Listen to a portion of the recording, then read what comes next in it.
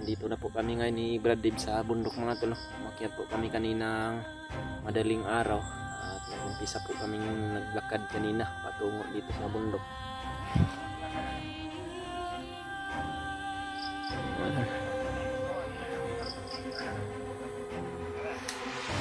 Liro po talaga sila mga tol.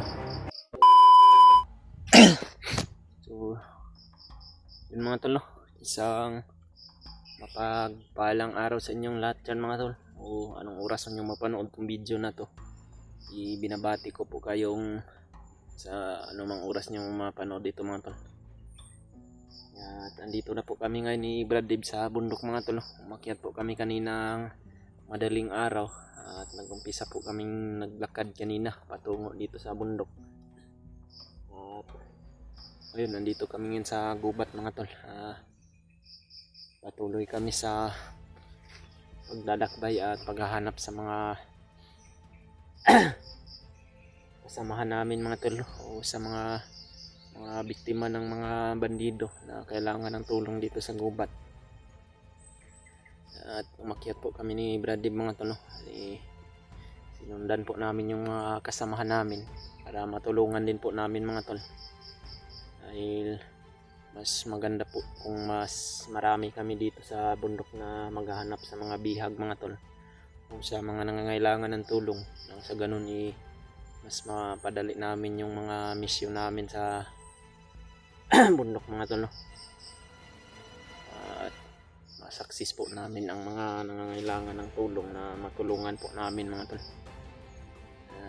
Dahil nakita po namin sa video nila Brad Remart mga tol, na Brad Julio at ni Brad Pidot, na nakaakyat na sila mga tol, dahil nangangailangan din ng tulong na ligtas yung asawa at anak ni Brad Marvin. Ngayon din po ay kasama nila ngayon, at si Kuya Buds nga po pala mga tol, at si Brad Julio, pumunta po sila doon sa lugar o area kung saan si Rowan mga tol, dahil nangangailangan din yun ng tulong.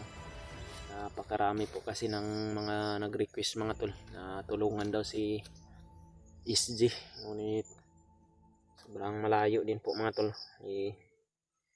Sila Kuya Buds po yung pumunta doon mga tol, at kami po dito ay patuloy din po kami sa paghahanap sa mga nangangailangan ng mga tulong mga tol, tulad ng asawa ni Brad Marvin, yung anak niya, at yung alaga din ni Kuya Buds mga tol, at yung iba ring mga biktima ng mga api ng mga bandido.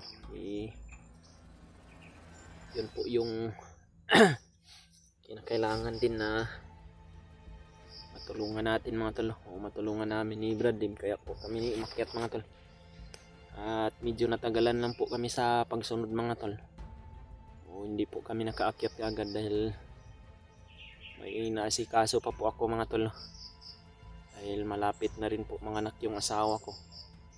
Ngayon pong buwan na ito mga tol, hindi ko pa po alam kung anong pitsa po talaga yun, ngunit yung lumabas po sa ultrasound niya mga tol January 30. Yung sabi po ng mga doktor doon sa pinuntahan naming ospital,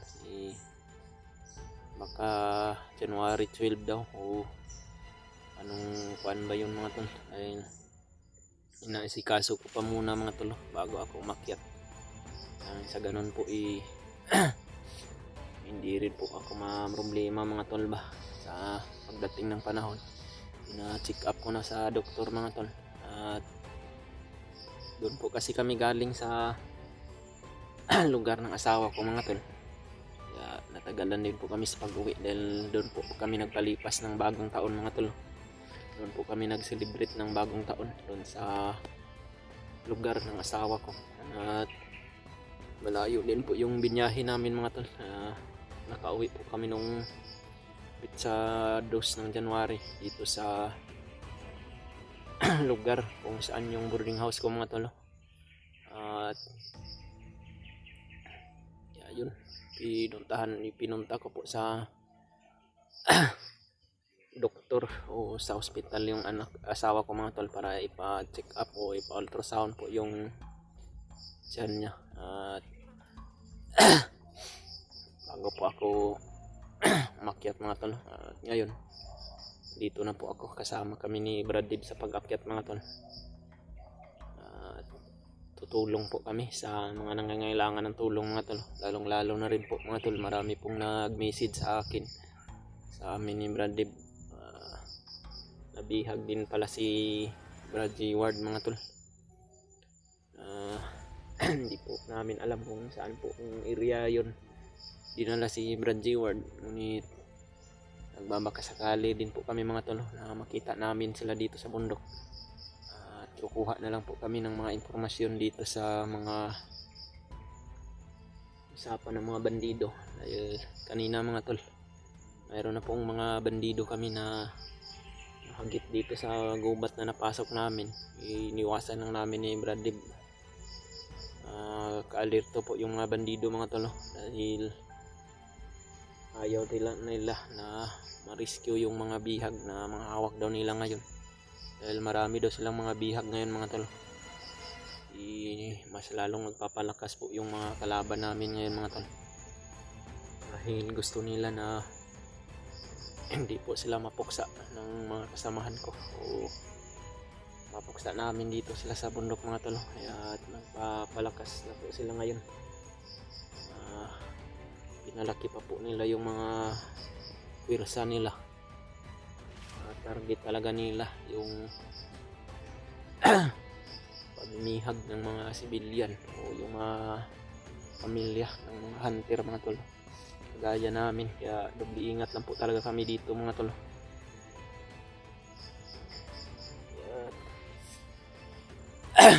Tinatalasan lang po talaga namin ni Brad Dib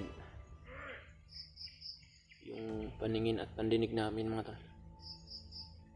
Parang may sumigaw na naman sa unahan mga tol.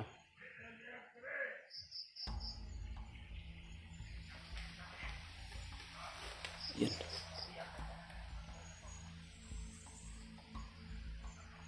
Parang may mga bandido. Brad, nandito na naman yung bandido Brad. Ha?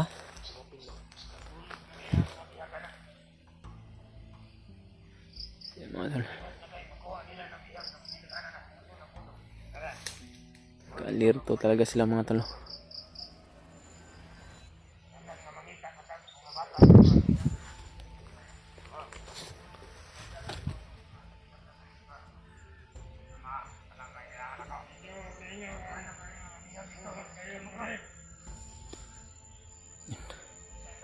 Marami po sila mga tol.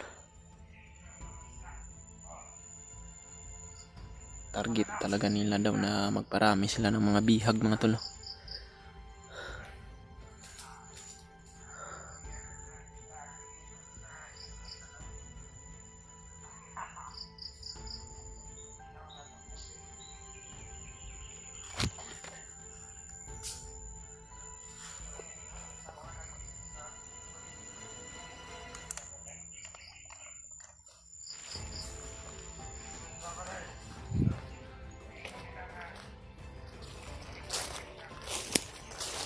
Marami sila Brad. Marami sila dito. Marami daw silang mga hawak na bihag ngayon. Napakaraming uwak sa unahan.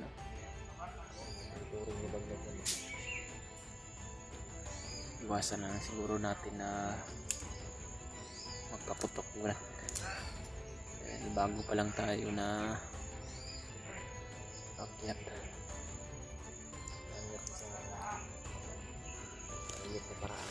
Yun o. Mayroong isa doon o.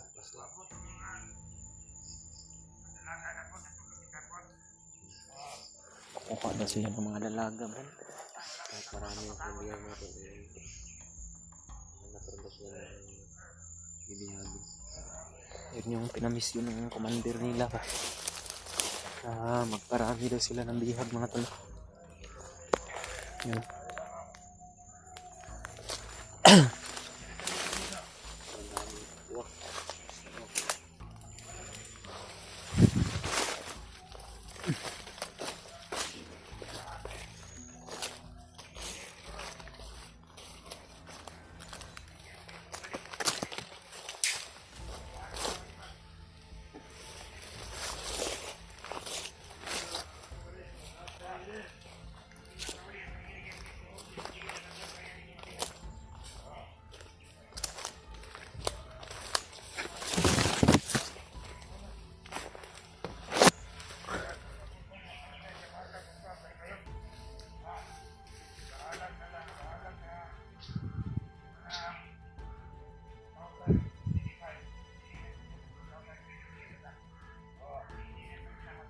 Mukhang wala silang bihag na dala Brad, no?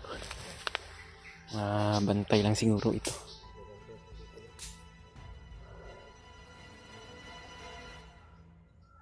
Kukuha po kami ng mga impormasyon mga tol, base sa mga pananalita nila para mas madali naming matuntun yung mga sinasabi nilang mga bihag.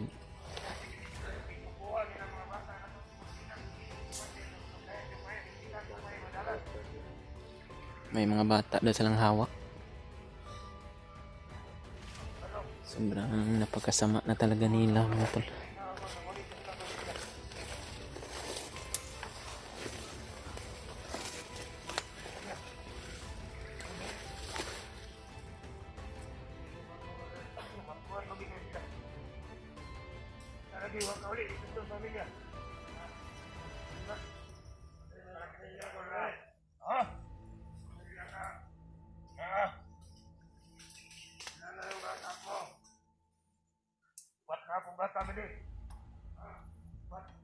Pamilyado pala itong mga bandido na to.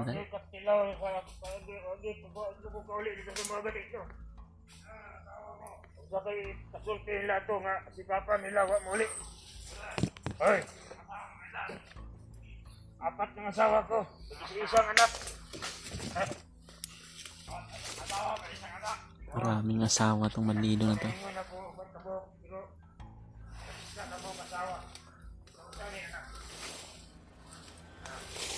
Sana hindi na mga kubiyan. Gagawin ba?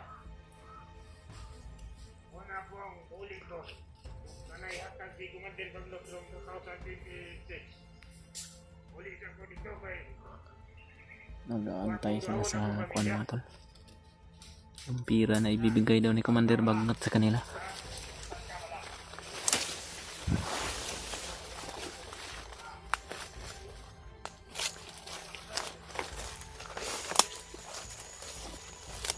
ito na daw kami pagkari.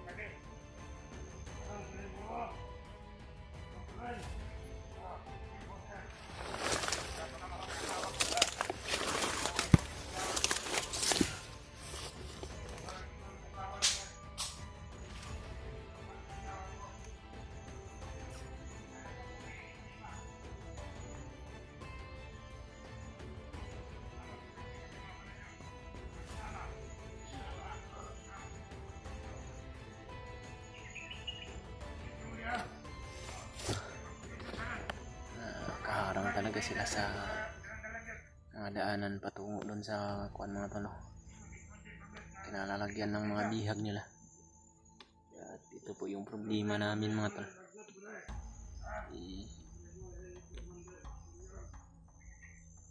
Kailangan talaga na mag-ingat kami ngayon ni Brad Dib mga tol. Dahil marami daw mga bandido dito sa gubat. At naka-alerto po silang lahat mga tol para hindi daw ma-rescue yung mga bihag nila. Lalo na daw ngayon, napakarami daw yung bihag na hinahawakan ng mga bandido ngayon mga tol. At mag-iingat talaga kami ni Brad Dib dito. At kailangan na mapuntahan namin yung sinasabi nilang location kung saan yung mga bihag mga tol, para matulungan din namin mga tol. Dahil sobrang masama na talaga sila ngayon. Nagpaparami daw ng mga tauhan si Commander Bagnot mga tol.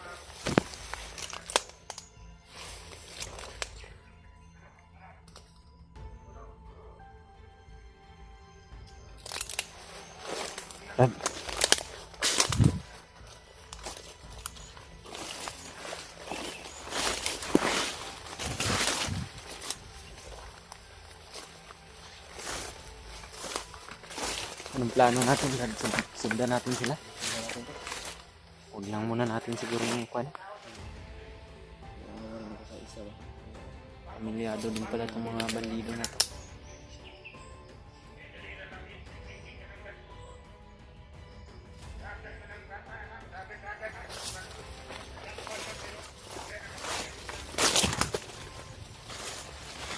Sundan muna namin ito sila mga tol. Kuha kami ng mga impormasyon dito. Hindi muna namin ito. Papas lang yung ibran din. Dahil mga pamilyado din ito mga tol.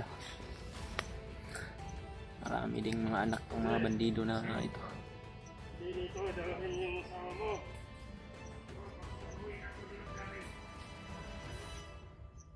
Kakaawa din yung pamilya nila mga tol kung papas lang namin ito. Kaya susundan lang namin mga tol. Ihanap lang kami ng tamang pagkakataon kung paano kami kakalapit talaga ng todo sa mga sinasabi nilang mga bihag nila.